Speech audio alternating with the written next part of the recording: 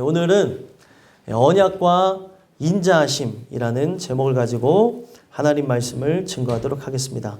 저와 여러분이 느헤미야의 말씀을 함께 읽었는데, 이 느헤미야서를 보게 되면은 총독인 느헤미야가 총독이 아니죠. 느헤미야가 왕의 거의 두 번째, 세 번째 되어지는 가장 가까운 그 신하로서 하나님의 그 은혜를 따라서 그 다른 땅에서도 빛을 내는 사람이었는데, 거기서 그 왕하고 가장 가까운 사람이 술 따르는 관원장이에요. 근데 술 따르는 그 관원장의 직을 포기하고 자신의 고국 땅에 성벽이 무너졌다는 소식을 들으면서 자기의 모든 직함, 자기의 갖고 있는 명예, 권력을 내려놓고 바로 예루살렘의 총독으로 부임하면서 성벽을 재건하는 이야기가 느헤미야의 이야기라는 겁니다. 성경에 이 이야기가 역사적인 사건 속에 진행되어진 이유는 구약의 사건이지만 이 구약의 이야기를 통해서 나중에 예수님께서 하늘 보좌를 내려놓으시고 이 땅에 가장 낮은 존재로 우리보다 낮은 종의 형상으로 오셔서 우리를 위해 죽으실 것이다. 바로 그가 우리를 위해 죽으심으로 우리의 무너진 우리의 심령의 전 자체를, 우리의 무너진 내 안에 하나님의 나라를 세우실 것이다 라고 하는 걸 이야기해 주는 것이 느헤미야의 말씀이라는 겁니다. 그래서 이 느헤미야의 말씀을 보게 되면 느헤미야 이름 그대로 다 무너지고 죽어가는 백성을 일으키는 내용들을 오늘 말씀 속에서 이야기를 하고 있다는 겁니다. 그래서 이 느헤미야가 총독으로서 성벽을 재건하는 일들을 이렇게 할 때 오늘 우리에게 어떤 교훈을 주시는 거냐면, 이스라엘 백성은 선민으로서 하나님이 먼저 택한 백성으로서 그들이 하나님의 그 말씀을 좀 더 쉽게 이해하기 위해서 눈에 보여지는 것을 먼저 하나님께서 회복시키시고 보이지 않는 것을 회복해야 된다는 걸 가르쳐 줬다는 거예요. 그래서 에스라와 느헤미야는 밀접한 연관성이 있는데, 에스라서에서는 바로 성전을 재건하고요. 그리고 이 느헤미야에서는 성벽을 재건합니다. 성전과 성벽을 재건하는 이야기를 통해 동일하게 얘기하고 있는 게 뭐냐면, 눈에 보여지는 성전을 재건했듯이, 눈에 보여지는 성벽을 재건했듯이 너희 안에 무너진 성전과 성벽을 재건하라. 그 이야기를 하고 있다는 거예요. 오늘 우리가 이 자리에서 함께 예배를 드리고 있지만 내 안이 어떠한지는 우리가 다 알 수가 없습니다. 우리가 땅끝 교회 가족으로 모여있지만 그 사람이 처한 모든 상황, 환경, 형편, 처지를 다 알지는 못한다는 거예요. 그래서 지금 이 심령의 전 자체가 무너져 있고, 그리고 보호를 받을 만한 성벽이 존재하지 않는, 언제든지 넘어질 수 있는 마음의 상태와 그리고 정신과 그리고 육신을 그렇게 가지고 살아가시는 분들이 존재할 수 있다는 겁니다. 오늘 우리가 이 말씀을 접하면서 언약과 인자하심이라고 하는 제목을 통해 하나님의 고유의 속성에 대해서 우리가 살펴볼 건데, 그 하나님께 기도하고 간구하는 역사를 통해 바로 여러분들 안에 무너진 성전과 그리고 성벽이 재건되는 일들이 일어났으면 좋겠습니다. 가장 중요한 것은 하나님의 나라는 저기 있다 여기 있다는 것이 아니고 여러분들 속에 있어야 되는 거예요. 나의 안에 하나님의 나라가 재건되어져 가야 되는 것이고 더 굳건히 세워져야 되는 것입니다. 그것은 예수가 오셔서 일을 하시는 건데, 오늘 우리가 예수를 모신 자라고 한다면 그는 흥하고 여러분들은 쇠하여지는 역사, 바로 여러분들이 이 안에 천국이 임한 자로서 저 나중에 들어가게 되어질 그 천국의 그 삶을 꿈꾸면서 버티고 견디고 이기는 한 해가 되셨으면 좋겠습니다. 그래서 오늘 언약과 인자하심이라고 하는 이 말씀을 통해서 여러분들에게 두 가지 권면의 말씀을 드리고자 하는데, 첫 번째로 이 언약과 인자하심을 통해 어떤 말씀을 주시냐면, 언약의 끝은 사랑이다라고 하는 걸 가르쳐주고 계신다는 거예요. 언약이라는 게 뭘까요? 언약. 지금 우리가 이 32절의 말씀 속에서 언약이라는 단어가 등장하죠. 우리 하나님이여 광대하시고 능하시고 두려우시며 언약과 인자하심을 지키시는 하나님이여. 지금 요 우리 하나님이여서부터 지키시는 하나님이여까지 하나님이 어떤 분인지 그의 속성에 대한 이야기를 하고 있다는 겁니다. 우리가 예수를 믿으면서 관심 가져야 되는 존재가 누구냐면 하나님이에요. 근데 오늘날 이 세대가 더 발달하고 그리고 사람들이 이 세상과 가까워지면 가까워질수록 하나님에 대한 존재가 멀어지는 걸 볼 수가 있거든요.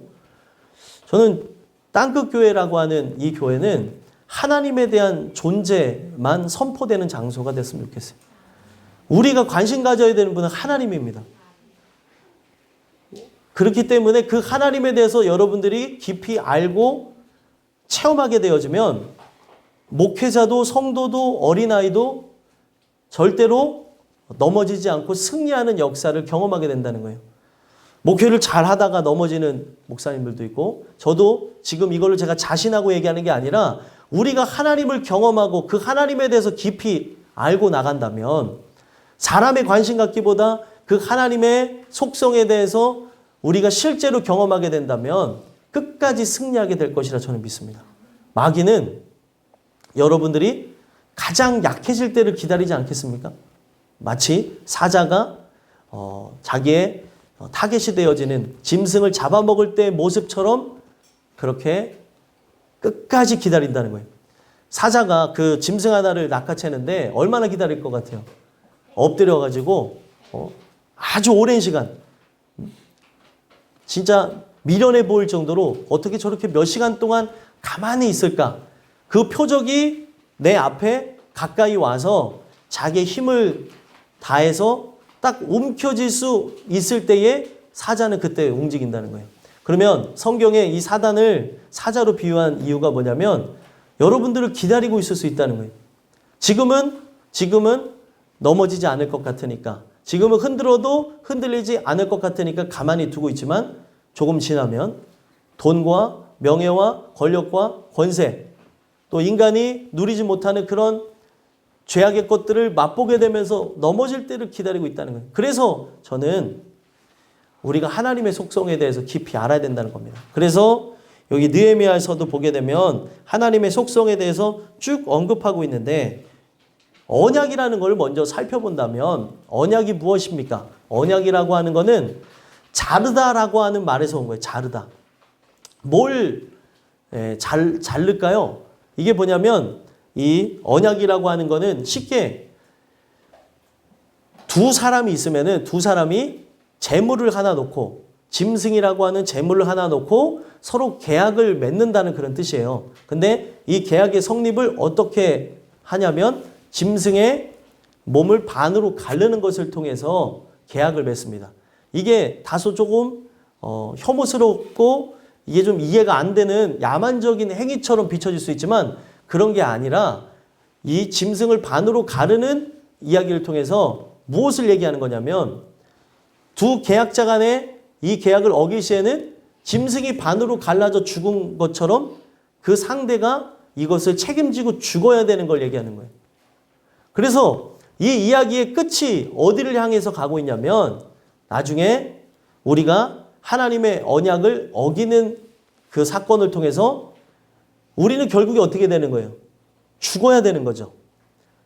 하나님과의 계약을 파기한 존재이기 때문에 언약을 파기한 존재이기 때문에 죽어야 되지만 이 언약의 끝이 뭐라고요? 사랑이라고 그랬죠, 제가. 언약의 끝이 사랑이라고 하는 것처럼 결국에 예수가 우리를 위해 죽으시는 걸 통해 언약을 완성케 하신다는 거예요. 그래서 구약부터 신약의 역사를 보면서 우리가 정의를 내려야 되는 게 뭐냐면 인간은 끊임없이 언약을 파기합니다. 언약을 무너뜨려요. 그런데 하나님은 어떻게 하냐면 끊임없이 그 그리스도의 보여주신 십자가의 사랑과 은혜를 통해서 우리를 끊임없이 세우신다는 거예요.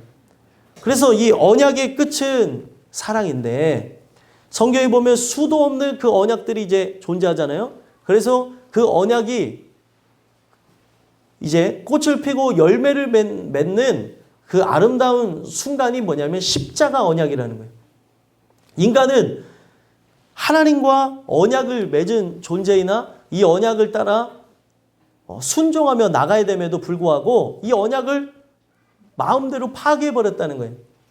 그래서 하나님께서는 이 온 세상을 창조하실 때 인간이 결국에 타락할 것을 미리 아시고 먼저 아시고 성경에 보게 되면 하나님이 모든 것을 다 안다라고 하는 그런 의미가 전지하다고 얘기하는 거예요. 전지. 과거, 현재, 미래를 관통하면서 모든 걸 아는 거예요. 그러면은 그분이 이 온 세상이 어디를 향해 나갈지를 알기 때문에 세상을 만들기 이전에 뭐를 계획했냐면 나중에 인간과 하나님이 언약을 맺으면 그 인간이 언약을 파기하는 것으로 하나님과의 그 계약 자체가 다 사라지게 될 텐데, 무너지게 될 텐데 이것을 어떻게 되나? 그의 아들 예수와 함께 이제 하나님이 이야기하시면서 그 아들 예수께서 죽으실 것을 작정하셨기 때문에 이 세상을 창조했다는 거예요. 하나님은 그런 분이에요. 하나님은 이 언약을 이제 이끌고 가시면서 인간 자체는 언젠가 언약을 무너뜨릴 존재. 아담과 하와가 그 자신이 갖고 있었던 완전한 자유의지를 갖고 죄악 세상을 바라다 보며 마귀의 뜻을 쫓아서 갈 것을 아셨다는 거예요. 그러면 그때부터 인간은 어떻게 된 겁니까?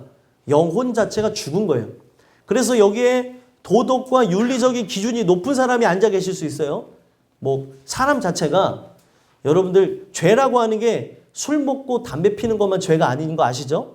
이거는 그냥 기초적인 영역 중에 하나인 거고 이것뿐만이 아니라 항상 이 죄라고 하는 거는 우리의 마음속에서 끊임없이 올라오는 것인데 사람을 미워하고 정죄하고 비교하고 그리고 늘 기뻐해야 되는데 기뻐하지 않고 불평, 불만, 원망하는 그런 부분서부터 성경에 나열되어 있는 죄악을 보면은 여기에 안 걸리는 사람은 한 명도 없다는 거예요.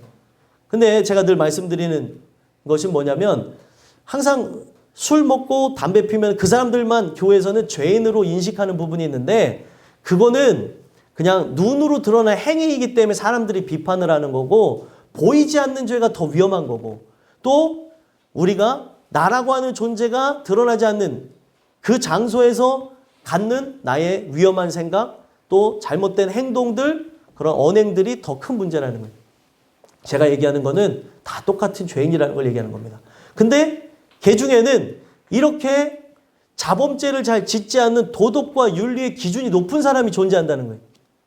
그렇죠. 사람이 살다 보면 매너도 좋고 그리고 많은 사람들에게 인정받는 호인이 존재한다는 거예요. 그러면은 그런 사람들은 자기의 의가 무너지는 게 어려운데 나는 죄를 안 짓는데 나는 잘하는데 내 동생들이 문제지. 그지? 예은아? 네. 우리 예은이가 딱 저하고 이게 잘 맞는 스타일. 모태신앙이 갖고 있는 그런 문제점들이 있어요. 왜냐하면 어렸을 적부터 말씀 안에 잘하고 도덕적인 것, 윤리적인 기준이 높다 보면은 나는 잘하는데 왜 쟤만 못하는가? 제가 문제가 아닌가? 내 자신에 대해서 못 본다는 거예요. 근데 성경은 이게 문제가 아니라 진짜 근본적인 문제는 뭐예요? 원죄로 인해서 나의 영은 이미 죽어 있다는 거예요. 내가 아무리 잘한다고 한다 할지라도 의미가 없는 거예요. 내 영혼이 썩은 존재인데 쉽게 얘기하면 썩은 음식을 갖고 썩은 재료를 갖고 음식을 만들었다고 보세요. 물론 그걸 갖고 잘 먹는 민족들도 있지만 대다수의 사람은 그거를 먹을 수가 없습니다.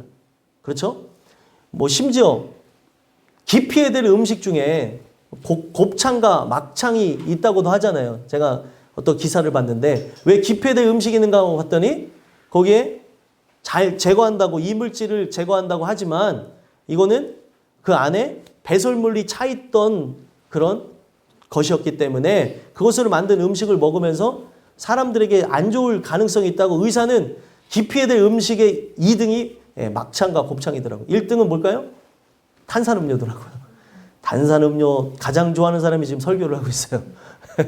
그러니까 인간이 그런 부분 속에서 내가 아무리 내가 조심해서 이것을 갖고 조리를 한다 할지라도 다 상한 걸 가지고는 사람의 몸을 건강하게 할 수가 없다는 겁니다. 그런데 우리 영혼 자체가 이미 망가진 상태에서 그리고 다 상한 상태에서 하나님의 영광을 돌린다고 하는 건 불가능하다는 거예요. 성경은 왜 불가능하다고 하냐면 인간이 아무리 그걸 흉내내고 또 육신의 모습으로 그것을 완전하게 한다 할지라도 인간의 의가 타락했기 때문에 인간의 의가 하나님의 의에 버금갈 수가 없기 때문에 부패하였기 때문에 하나님의 영광이 이룰 수가 없다는 거예요. 그래서 우리는 이 내용을 보면서 아담과 하와가 언약을 어기는 걸 통해 모든 사람들은 죽을 때부터 태어날 때부터 죄송합니다. 태어날 때부터 어떻게 태어나는 거예요? 이 원죄를 갖고 태어나게 된다는 거예요. 이 원죄가 우리 안에 있어서 내 영혼을 망가뜨렸기 때문에 결국에는 내가 하나님과 나 사이에서 이 계약이 완전하게 성립이 될 수가 없는 거예요. 내가 아무리 그를 위해서 산다고 한다 할지라도 거듭남이 없이는 은혜를 통해서 우리가 새롭게 되어지는 그런 역사가 없다고 한다면 우리는 이 언약의 성립이 존재가 될 수가 없다는 거예요. 그래서 성경은 우리가 자범죄를 잘 짓지 않는 존재라 할지라도 이 원죄로 인해 나의 영혼은 부패했기 때문에 저 영원한 나락으로 간다는 거예요. 그래서 제가 늘 말씀드리는 게 뭐죠? 영혼 자체가 썩었기 때문에 영 자체가 망가졌기 때문에 마음 자체도 삐뚤어질 수밖에 없고 우리의 행동 그리고 말 또한 하나님의 뜻을 거스릴 수밖에 없게끔 만들어져 있다는 거예요. 그렇기 때문에 우리가 이 언약이 새롭게 갱신이 되어지려면 어떻게 해요? 이 언약이 이미 파괴됐어요. 나는 이미 망가진 상태에서 하나님과 계약을 이렇게 해서 나갈 수 있는 존재가 아니라는 거죠. 그렇기 때문에 성경은 결과적으로 어떻게 돼야 되는 거예요? 언약의 끝이 사랑이라 그랬죠. 십자가에 달리신 예수가 나를 위해 죽으셔야 나를 위해 죽으신 그 사건이 실제가 돼야 이 언약이 다시 살아나서 하나님의 영광을 위해서 살아가게 된다는 거예요. 자, 여러분들 제가 늘 청년들한테도 또 아이들한테도 하는 얘기가 있어요. 무엇을 얘기하냐면 우리가 먹든지 마시든지 무엇을 하는지 하나님의 영광을 위해서 살아야 된다는 얘기를 합니다. 근데 이거는 내가 노력하는 것, 내가 결단하는 게 아니고 하나님의 은혜 속에 언약이 새롭게 갱신되어진 사람. 그러니까 우리는 언약을 맺을 수가 없잖아요. 이미 부패한 존재이기 때문에 예수가 나를 위해 죽으시는 걸 통해 새롭게 살아나게 된 존재. 하나님의 은혜를 통해서 나의 본성을 거스르게 만든 존재만이 하나님 영광을 위해서 살아갈 수 있게 되는 거예요. 그래서 이 언약이라는 단어를 자세하게 보면은 이 언약이라는 단어가 어디서 오게 되는 거냐면 바로 선택하다라는 단어에서 왔어요. 언약이라고 하는 거는 아무하고나 맺는 게 아니라 선택한 존재하고만 맺는다는 거예요. 그래서 여러분들이 이 교회를 지금 다니시면서 말씀을 듣지만 항상 기도하며 간구해야 되는 건 뭐예요? 내가 선택받은 존재인가? 우리가 이 성전 뜰 안에 들어와서 여기에 우리가 신발을 벗고 우리가 실내화를 갈아 신고 이 땅은 밟을 수가 있다는 거예요. 근데 하나님께서 선택하지 않으면 거기서 끝나는 거예요. 이 안에 들어오는 것이 끝이 아니라 언약의 끝은 뭐라고요? 사랑이라고 그랬죠. 그 십자가의 사랑이 여러분들에게 현실이 되어질 때 우리가 달라지게 된다는 겁니다.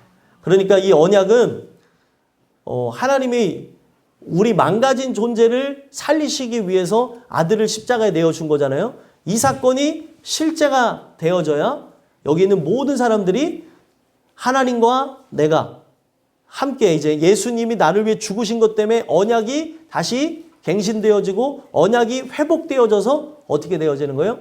그분을 위해 우리가 헌신하고 그분을 위해 우리가 죽게 되어지며 나가는 역사들이 일어나게 되어진다는 거예요. 오늘 여러분들과 제가 이 언약의 끝은 사랑이라고 하는 이 내용을 통해서 여러분들이 제가 선택받은 존재가 맞다면 이 언약의 끝, 바로 이 사랑이라고 하는 십자가의 그 능력이 여러분들에게 임하게 되길 간절히 소망합니다. 이게 바로 하나님이 하시는 일들이에요. 우리는 이미 망가진 상태에서 하나님이 알 수 없는 그 오묘한 섭리에 의해 선택한 거기 때문에 누구는 구원하고 누구는 구원하지 않습니까? 라는 말을 할 수가 없다는 거예요. 다만 인간이 할 수 있는 건 뭐예요? 당신이 선택한 존재가 저이기를 소원합니다. 다른 존재가 아니고 나이길 원합니다. 내 아들이길 원하고 내 딸이길 원하고 내 남편이길 원하고 내 아내이길 원하고 나의 부모님이길 원하고 내 손주들이길 원하고 할아버지 할머니이길 원합니다. 이거를 기도하셔야 되는 거예요. 그러니까 왜 성경에 예루살렘의 딸들아, 예수님이 하신 말씀에 나를 위해 울지 말고 너의 자녀들을 울라, 너의 자녀들을 위해서 울라라는 말을 왜 하셨냐는 거예요. 이거는 울어도 못하는 거예요. 눈물 많이 흘려도 할 수 없는 게, 우리 찬양도 있잖아요. 울어도 못하네. 눈물 많이 흘려도. 오늘 우리가 여기 아이들이 예배를 드리고 있지만 이 아이들의 마음 그리고 생각 이렇게 만져주면서 컸으면 좋겠는데 쟤네들을 우리가 어떻게 할 수가 없다니까요. 그러니까 인간이 할 수 있는 가장 최대의 선물이 뭐예요? 기도예요, 기도. 근데 사람들이 어떻게 합니까? 이 기도를 너무 우습게 생각하는 거예요. 기도하면은 하나님께서 인도하셔서 그들을 붙잡아 주시고 내가 이 영혼이 어디로 갈지를 모르잖아요. 그렇기 때문에 이 영혼을 하나님 붙잡아 달라고 내가 할 수 있는 것, 내가 눈으로 보는 시간과 눈으로 보지 않는 시간, 여러분들 이렇게 집안에서 자녀들을 이제 보고 계시지만 내가 눈으로 보지 않는 시간에 이들을 어떻게 할 거냐는 거예요. 그러면은 이거를 우리가 하나님께 기도하고 간구하지 않고서는 살 길이 열어질 수가 없다는 거예요. 소망하기는 언약의 끝은 이 사랑인데 이 사랑이 바로 여러분들에게 증거되어지면서 여러분들을 일으키시고 그 생명 주시는 일들이 있게 되기를 간절히 소망합니다. 두 번째로, 마지막 두 번째로 언약과 인자하심을 통해 우리에게 어떤 말씀을 주시냐면 인자하심의 끝은 사랑이라는 거예요. 인자하심의 끝은 사랑이라. 제가 합을 맞췄어요. 자, 왜 인자하심의 끝은 사랑이라고 할 수 있냐면 자, 광대하시고 능하시고 두려우시며 라고 하는 그 부분을 제가 말씀 안 드렸었는데 이것은 하나님의 속성이잖아요. 이 속성이 폭발하는 게 인자하심이라고 하는 하나님만 소유하고 계신 독특한 그의 성정이라고 보시면 되겠어요. 그러니까 우리로 얘기하면 성격이라고 보면 되겠어요. 하나님이 갖고 있는 성격은 이런 부분이 있는 거죠. 그러니까 제가 갖고 있는 성격도 있어요. 제가 갖고 있는 성격에서는 뭐를 이렇게 보면은 이게 좋으면은 바로 사면 되는데 사기까지 이걸 또 검색해보고 뭐하고 고민해보고 그렇게 하고 그렇게 하고 그렇게 하다가 사니까 옆에 사람들은 답답하죠. 그리고 심지어 그렇게 보고 하다가 어떨 때도 있어요. 안 사는 경우도 있어요. 그럼 옆에 사람은 이거 아주 미치는 거예요. 그렇게까지 다 한 다음에 안 사니까. 그게 제가 갖고 있는 또 그냥 많은 잘못된 성격 중에 또 하나의 부분인데 하나님이라고 하는 분은 선하시고 잘못된 부분이 전혀 없으시죠. 인간이 이해할 수 없는 그 영역의 가장 큰 모습이 인자하심이라고 하는 그 부분인데 그 인자하심을 폭발하기 전에 광대하시고 능하시고 두려우시다라는 거 이거 한 번만 보시면 광대하다는 게 뭘까요? 광대라고 하는 이 단어를 보게 되면 어떤 뜻을 갖고 있습니까? 광대라고 하는 거는 인간의 머리로 상상할 수 없을 정도로 크다는 겁니다. 그래서 하나님이 얼마나 큰지를 단적으로 보여주기 위해서 우리가 알지 못하는 미지의 영역으로 존재하는 데가 우주죠. 우주가 얼마나 큰지 비교하는 뭐 그런 글들이나 영상을 보신 분들이 있는지 모르겠는데 우주가 너무 큽니다. 지구라고 하는 존재가 우주 속에 어느 정도일까 보면 바닷가에 있는 수많은 모래알 중에 하나가 지구인 거예요. 그러니까 우주가 얼마나 큰지 알겠죠? 상상이 안 가죠? 바다도 많고 모래도 많은데. 그러니까 세상에 있는 모든 모래알 중에 하나 정도 된다고 보는 게 가장 쉬운 표현이라는 거예요. 지구가. 그러니까 하나님이 이 우주를 만드시면서 뭐를 이제 가르쳐 주시는 거냐면 이 우주가 이렇게 크다고 한다면 하나님 당신은 얼마나 크냐는 거예요. 하나님은 정말 크다는 거죠. 근데 여기에 광대하다고 하는 이 부분은 이 세상에 지구도 그렇게 우주 속에 정말 먼지 같은 정말 눈으로 확인할 수 없는 그렇게 작은 부분인데 지구 속에서 더 작은 존재는 누구예요? 나라는 존재잖아요. 나라고 하는 존재를 이 광대라고 하는 단어는 광대하시다라고 하는 단어는 어떤 거냐면 나를 크게 만들 수 있는 존재라는 거예요.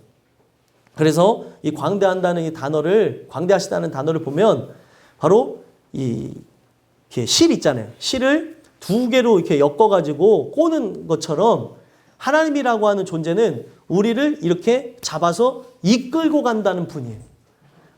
한없이 약하고 한없이 소중하지 않게 될 수 있는 나를 소중하고 그리고 이 세상이 나를 기억하지 못하고 이 세상이 나를 알지 못한다 할지라도 하나님께서는 나를 이렇게 사랑하셔서 우주보다 크신 그의 아들 예수를 주시는 걸 통해 바로 나를 살리는 분이라는 거예요. 그러니까 얼마나 대단하고 원대한 분이라는 거죠. 나라고 하는 존재를 그렇게 바꿔가실 수 있는 분. 여러분들과 제가 하나님 은혜를 받지 않으면 우주라고 하는 곳의 지구의 수명도 계속 이렇게 달아가고 있는데 언젠가 지구도 사라지겠죠.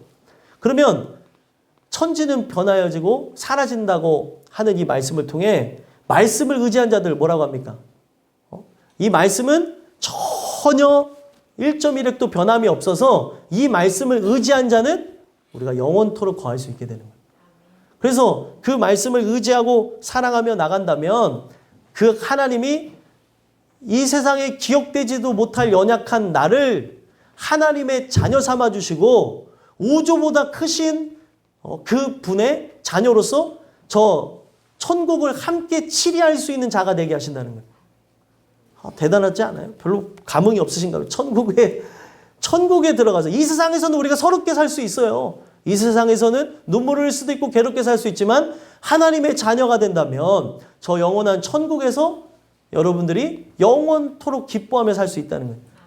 근데 오늘날 우리가 천국에 대한 생각이 많이 없고 예수님에 대한 사랑이 없기 때문에 오늘날 많은 기독교인들조차 그 천국에 가서 주님께 영광 돌리며 찬양한다고 하며 천국은 즐기기 위한 장소? 천국은 이제 나의 기쁨을 만족할 장소가 아닌가? 고개를 갸우뚱하는 시대가 됐다는 거예요.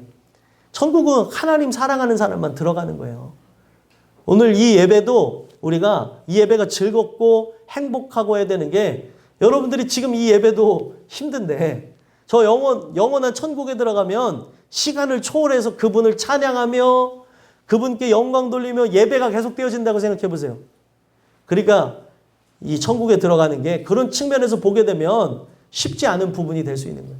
그러니까 그 하나님이 바로 나라고 하는 존재를 그렇게 하신다는 것을 그렇게 이야기하는 거고 능하시다라고 하는 것도 같은 측면인데 능력이 많으시다는 거죠.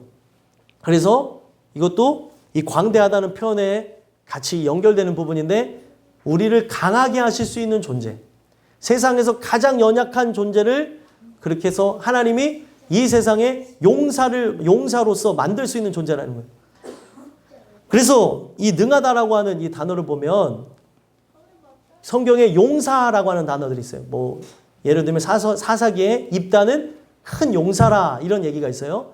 그러면은 그 용사라고 하는 그 단어와 지금 능하시고라고 하는 단어가 같은 단어예요. 그러니까 하나님이 어떤 분이냐면 마귀와 싸워 승리하며 우리가 이 세상에서 하나님의 뜻에 따라 그 명령을 따라서 순종하게 되어지는 그의 군사가 되게 하신다는 거예요. 능하시다고 하는 거는 연약해서 전투력이 없고 싸울 만한 그런 모습이 전혀 없는 재능이 없는 우리를 그렇게 바꾸실 수 있는 존재라는 거예요. 여러분들 마귀에게 지고 산다는 거를 알고 계신가요? 우리가 하나님 능력 아니면 이 마귀를 이길 수가 없어요. 근데 이런 나를 마귀가 하는 모든 행태와 그리고 그가 하는 그런 모든 패턴, 속임수 이것들을 알게 하셔서 그것을 어떻게 해요? 대적하게 하시고 그래서 한 길로 왔다가 7길로 물러가게 하시고 승리하게 하신다는 거예요. 그 하나님이 오늘도 역사하고 계시다는 걸 기억하셨으면 좋겠습니다. 그래서 그 하나님이 우리를 그렇게 바꾸실 수 있는 분이라고 하는 것이고 두려우시다. 두려우시다라고 하는 건 뭐예요? 이게 보면은 유일하게 우리가 두려워해야 될 대상이라는 거예요. 요 단어는 기억하시면 좋겠어요. 제가 웬만하면은 제가 원어 이 단어를 잘 그 음문으로 풀어드리지 않는데 두렵다는 단어는 바로 어떤 단어예요? 예, 야레라고 하는 단어입니다. 야레. 야레라고 하는 단어가 어떤 단어냐면 하나님만 유일하게 두려워한다는 거예요. 그래서 성경에 이걸 풀이하는 게 있습니다. 몸과 영혼을 능히 멸할 자를 두려워하라는 거예요. 오늘 우리의 삶의 미래를 두려워하죠. 여러분들의 건강을 두려워하죠. 그리고 오늘 나의 자녀의 앞길, 나의 인생의 앞길, 또 어떤 사고나 어떤 그런 부분들을 사람은 두려워하고 살아가는데 우리가 진짜 하나님을 만난 사람이라면 세상에 그 어떤 것들을 두려워하지 않는다 해도 하나님만 두려워하라는 거예요. 세상 사람들은 어떻다 그랬죠? 제가 늘 말씀드렸어요. 세상 사람들은 세상에 있는 모든 것들을 두려워하나 하나님을 두려워하지 않습니다. 여러분들은 이 세상 모든 것들을 두려워하지 않지만 하나님만 두려워했으면 좋겠어요. 그래서 이 모든 것, 제가 말씀드린 이 세 가지 속성을 인간에게 발현하셔서 이루시는 게 뭐냐면 인자하심이라고 하는 바로 하나님의 가장 큰 속성이라는 겁니다. 그래서 이 인자하심이라는 이 단어를 보게 되면 시편에서 가장 잘 풀이되어진 단어가 뭐냐면 기이한 사랑이라는 거예요. 기이한 사랑. 기이하다는 게 뭐죠? 저 사람 참 기이하네. 저 사람 참 기이하다는 게 어떤 표현이에요? 이상하다는 거죠. 그리고 인간의 머리로는 잘 이해할 수가 없다는 거. 기이하다는 게. 하나님은 그런 분이에요. 근데 거기에 하나 더 붙었어요. 인간의 머리로 이해가 안 되는데 그 하나님 자체의 속성이 뭐예요? 사랑이시라. 하나님은 사랑이시라 이러죠. 기이한 인간의 머리로 도저히 이해할 수 없는 뭐를 보여주신 분이에요? 사랑이 뭔지를 보여주신 분인 거예요. 그래서 사랑한다는 것 인간이 알 수도 없고 배울 수도 없고 느낄 수도 없으니까 사랑이 뭔지를 보여주기 위해서 여러분들이 생각할 땐 잔인할 수 있지만 제가 은혜 받기 이전에 잔인하다는 생각을 했던 게 뭐냐면 아들을 십자가에 매달았다는 거예요. 근데 은혜를 받고 보니까 이게 엄청난 사랑인 거예요. 인간의 머리로는 도저히 상상할 수 없는 거죠. 사랑이 뭔지를 보여줘서 걸어놨어요. 제가 예수님에 대한 표현을 그렇게 격화시킨 게 아니라 십자가에 아들을 매달게 하셨다니까요. 이거 성경에 나와져 있는 표현이에요. 아들을 거기다가 걸었대요. 매달았다는 거예요.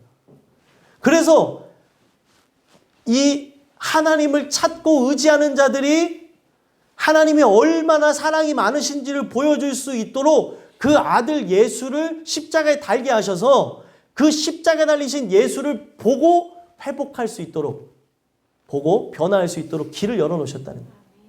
오늘 여러분들과 제가 이 주신 말씀을 통해 그 하나님의 인자하심을 알게 되는 역사가 일어났으면 좋겠어요.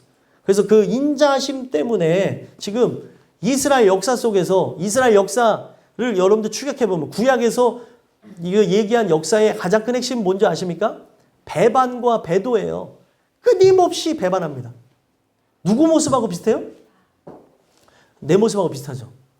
뭐 예를 들면은 그거예요. 우리가 그 신년에 다짐하는 것들이 여러분들 존재할 수 있어요. 그 다짐한 것, 다른 사람하고 다짐한 거 말고 하나님께 올 한 해 다짐했던 것 다 지켰냐는 거죠. 우리는 수도 없이 하루에도 하나님의 약속을 밥 먹듯이 이것을 무시해버리고 피해버리고 나의 상황에 따라서는 내가 팔지 말아야 될 사람도 팔아버리는 게 바로 우리들의 모습이라는 거예요. 살아가면서 많은 걸 경험하는데 사람이 궁지에 몰리게 되면 하지 말아야 될 행동들도 할 때가 있는 걸 보거든요. 근데 그 모습이 바로 저에게서도 나타나고 바로 우리들 모습 속에서도 나타나더라는 거예요. 수도 없이 언약을 깨트리는 거예요. 이걸 팔지 말아야 될 존재인데 사람들이 누굴 팔아요? 부모도 팔기도 하고 때로는 자식도 팔기도 하고 남편도 팔고 아내도 팔고 팔지 말아야 될 사람들을 팔아버리면서 그 잠시 잠깐의 위기를 모면하며 살아가고 있는 모습을 볼 때가 있다는 거예요. 심지어 하나님을 밥 먹듯이 우리가 그분 자체를 팔아버리면서 살고 있는 모습들을 본다는 거예요. 오늘 우리가 이 내용 속에서 봐야 되는 것, 이런 나를 하나님이 보시기에 사랑할 만한 구석이 있나요? 없어요. 그래서 저 사람이 선택받은 것도 은혜고 내가 선택받은 것도 은혜고 이것을 나의 의를 통해서 되어진 모습은 진짜 내가 은혜 받은 사람이라면 하나도 찾아볼 수가 없기 때문에 이게 바로 선물이라고 성경에서 얘기하기 때문에 자랑할 수가 없다는 거예요. 자랑할 수 없는데 왜 이렇게 자랑하고 왜 이렇게 특권의식에 사로잡혀 살아가냐는 거죠.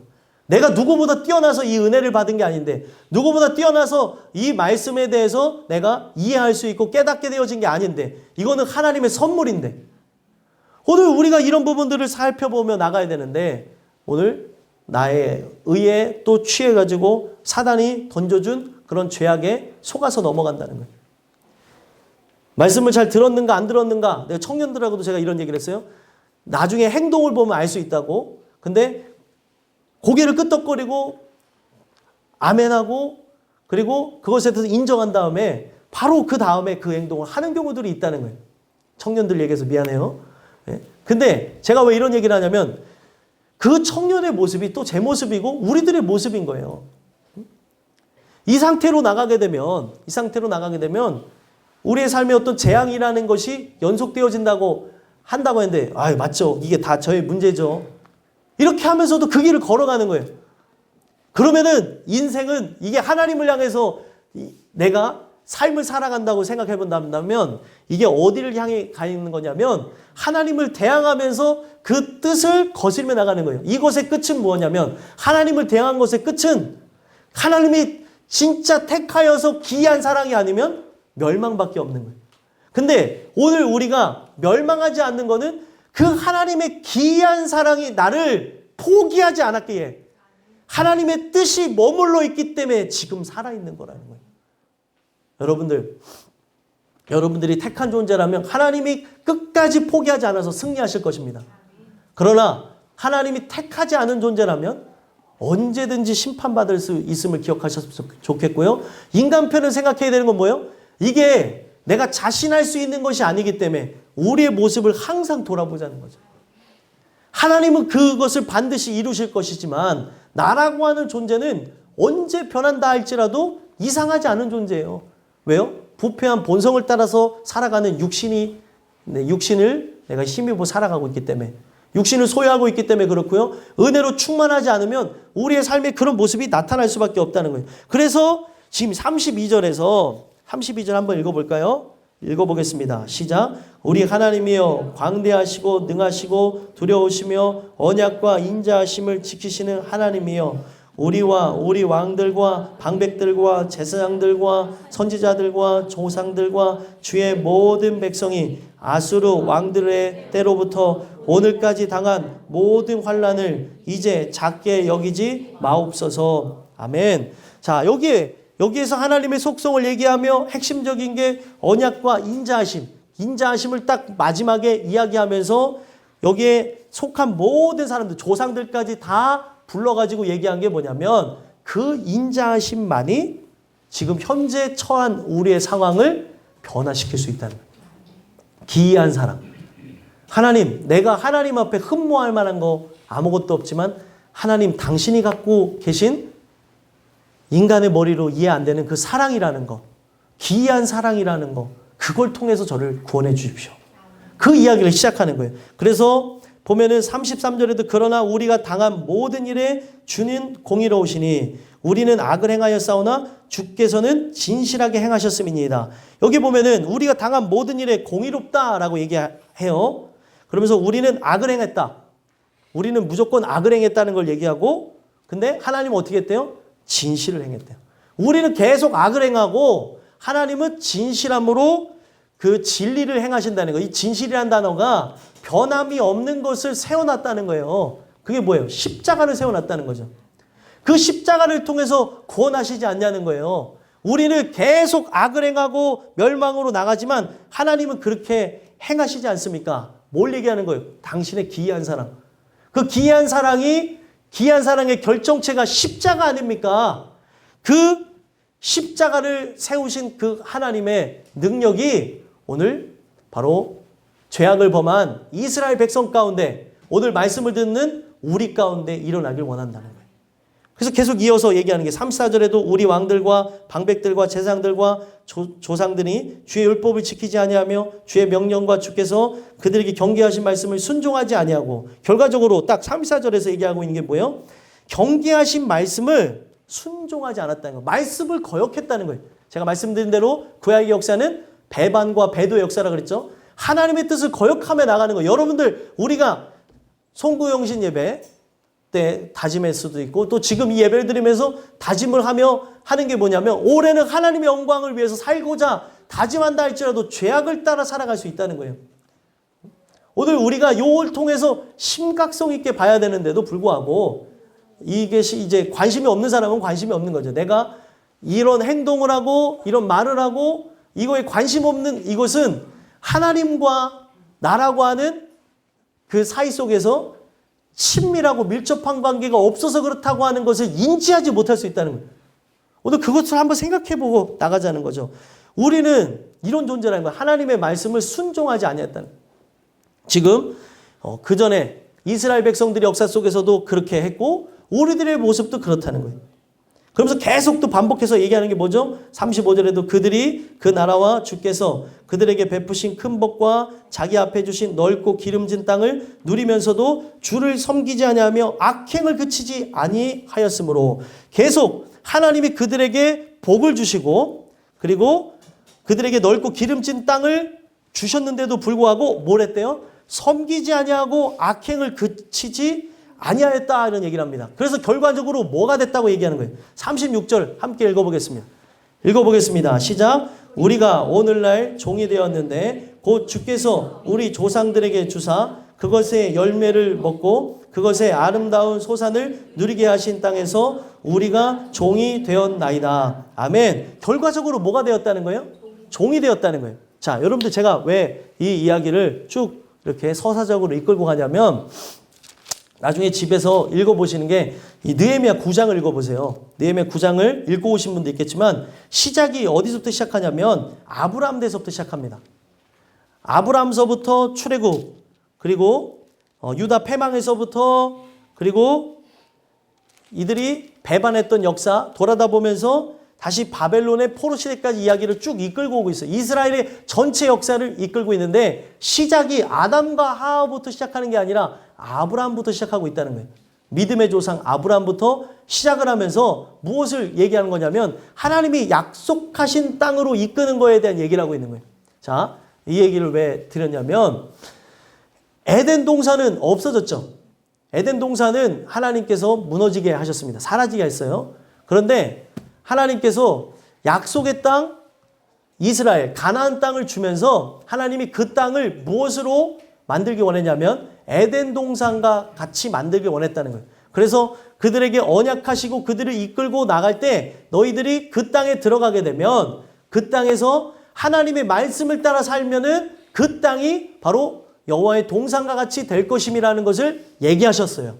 그런데 그것을 어기게 되면 바로 그 땅이 분명히 약속의 땅이지만 뭐가 된다는 거예요? 지옥이 될 거라는 거예요. 자, 여러분들 이게 중요한 거예요. 여러분들이 예수 믿고 하나님의 은혜 속에 살아간다고 하면서 살아가고 있지만 여러분들의 가정, 나라고 하는 존재, 바로 우리 모든 사람들이 하나님 말씀에 따라서 살아간다면 여러분들이 바로 그 에덴이라고 하는 장소는 천국의 모형이에요. 언제든지 무너질 수 있는 장소죠. 에덴이 바로 천국의 모형으로서 여러분들이 이 땅에서 하나님의 나라가 임한 자처럼 살아갈 수가 있으나 하나님의 말씀을 거역하고 나가면 어떻게 된다는 거예요? 언제든지 여러분들 마음에서부터 지옥적인 거를 느끼고 오늘 여러분들의 삶 자체가 계속해서 다람쥐 쳇바퀴 돌듯이 고통과 괴로움 속에 감사함이 없이 살아가게 된다는 거예요. 바로 그 땅, 에덴의 회복을 통해서 하나님이 얘기했던 게, 그러니까 그들이 약속의 땅 가나안 땅에 들어가면서 에덴 동산은 사라졌지만 너희들이 이 언약의 말씀을 붙잡고 나간다면 이 땅은 젖과 꿀이 흐르는 땅이기 때문에 하나님께서 아름다운 소산을 누리게 하시고 열매를 먹고 살아가게 하면서 에덴 동산처럼 만드신 땅인데 말씀을 거역하게 되면 어디든지 지옥이 된다는 거예요. 여러분들의 가정 천국이 돼야 되지만 이 말씀을 거역하고 나가면 지옥이 되는 거고, 여러분들의 삶의 터전, 그리고 내가 일하는 장소 어디서든지 말씀을 따라 살면은 거기가 천국이라고 하는 것을 누리며 살아갈 수 있으나 지옥이 될 수 있다는 걸 하나님께서 이야기를 한다는 거예요. 그래서 결과적으로 이들이 약속의 땅에 들어가서 기쁨으로 감사하며 나가야 되지만 하나님의 언약을 파기하는 것으로 똑같이 뭐가 되는 거예요? 에덴에서 쫓겨났던 것처럼 이들이 바로 바벨론의 포로로 붙잡혀갔다는 거예요. 종이 되어서. 성경은 이걸 계속 반복해서 얘기하는 겁니다. 그러면은 이 이야기를 왜 한 거예요? 여러분들과 제가 하나님 말씀에 따라 살지 않게 되어지면 언제든지 바벨론의 포로가 되어져서 종이 되어 붙잡혀갔던 것처럼 우리가 사단의 종노릇하고 이리저리 헤매이며 방황하며 나의 세월을 죄악으로 나가게 될 수도 있다는 걸 얘기하는 거예요. 물론 바벨론의 포로로 붙잡혀간 사람들은 항복하고 하나님 은혜 속에 회개한 사람들이죠. 회개한 사람들이 같지만 거기에서 얘기하고 있는 핵심적인 게 뭐냐면 우리가 그렇게 죄악 가운데 나가게 되면은 하나님이 정하신 때가 이르기 전까지는 고통과 괴로움의 나날이 계속되어질 거라는 거예요. 오늘 우리가 이 나누게 되는 이 말씀을 통해서 이들이 종이 되었기 때문에 결과적으로 인자하심에 대한 걸 계속 이야기하면서 얘기하는 게 뭐예요? 37절, 38절에 보니까 37절에 뭐라고 얘기합니까? 죄로 말미암아 우리 위에 세우신 이방 왕들이 이 땅에 많은 소산을 얻고 그들이 우리의 몸과 가축을 임의로 관할하오니 우리의 곤란이 심하오며, 지금 내가 누리고 먹고 마셔야 되는 이 모든 것들을 누가 누리고 있대요? 이방 왕들이 이것을 얻어가고 있고 관할하고 있다는 거예요. 이 세상 여러분들 하나님께서 정복하고 다스리라고 주셨어요. 근데 이 정복하고 다스리라는 세상의 구조 속에 어떻게 살아가고 있습니까? 우리 찍히고 눌리고 괴로워하면서 살아가고 있다는 거예요. 제가 말씀드리는 거는 오늘 이 세상이 아무리 누른다고 한다 할지라도 여러분들은 눌려서는 되는 게 아니에요. 하나님의 말씀 속에 세워져야 되는 겁니다. 그 말씀과 함께 나간다면 지옥 같은 여러분들의 삶도 하나님의 말씀 때문에 만족할 수 있다는 거예요. 뭐가 중요한 겁니까? 이 마음에 천국이 임했냐는 거예요. 그러면 그 하나님에 대한 소망 때문에 버티고 견디며 승리하며 나갈 수 있는 것들이 있다는 겁니다. 그래서 결과적으로 38절에 이들이 우리가 곤란이 심하기 때문에 뭐라고 얘기합니까? 우리가 이 모든 일로 말미암아 이제 견고한 언약을 세우겠다. 무너진 이 언약을 다시 세워서 이것을 기록하고 방백이 지도자예요. 지도자들과 레위 사람들과 제사장들이 이걸 어떻게 한대요? 임봉한다. 임봉한다는 건 뭐예요? 여기다가 도장을 찍고 이것을 해할 수 없도록 봉인한다는 거죠. 오늘 우리가 이 내용 속에서 함께 살펴봐야 되는 건 뭐냐면 이 계약이 다시 여러분들 십자가 사건을 우리가 경험하면서 회복되어져야 되는 거예요. 그래서 다시 무너지지 않도록 어떤 역사가 일어나는 겁니까? 임봉해야 되는 거예요. 오늘 우리가 이 내용을 통해 인자하심을 여러분들이 강구했으면 좋겠어요. 당신의 그 인자하심을 통해 우리가 살아날 수 있도록 도와주세요. 나는 올 한 해 하나님께 은혜로 살기를 소망하지만 또다시 무너지고 넘어질 수밖에 없는 육체를 소유하고 있고 우리는 연약합니다. 부족합니다. 나의 의지와 결단으로 할 수 없사오니 하나님 당신의 기이한 사랑으로 나를 붙잡아 주셔서 우리를 끝까지 승리할 수 있게 해달라고 그렇게 기도하심으로 여러분들과 제가 승리하는 은혜가 있게 되기를 간절히 소망합니다.